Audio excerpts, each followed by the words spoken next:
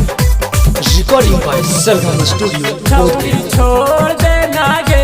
हमार कारेला पीछा काबो हो तो नाग छौड़ी तोर पूरा इच्छा तो छौड़ी छोड़ देना गे हमार कारेला पीछा काबो हो तो नाग छौड़ी तोर पूरा इच्छा तुम्हारे जिए के साथ कसम खैले ही आओगे तुम्हारे जिए के साथ कसम खैले ही आओगे हम ताने हावे के ला बरबा नहीं ले ही आएगे हम ताने हावे के ला बरबा नहीं ले ही आएगे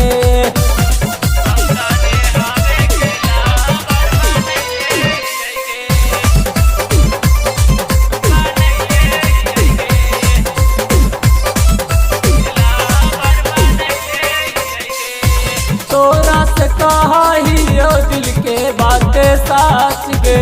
दोसरा पटाले हो देवो ना हम टाच गे तोरा से कहियो दिल के बातें साच गे दोसरा पटाले हो देवो ना हम टाच गे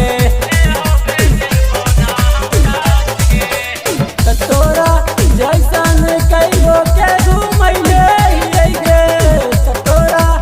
जैसन कईगो के घूमैले गे हम तने हवे के जानू बनैले गे हम तने हवे के जानू बनैले गे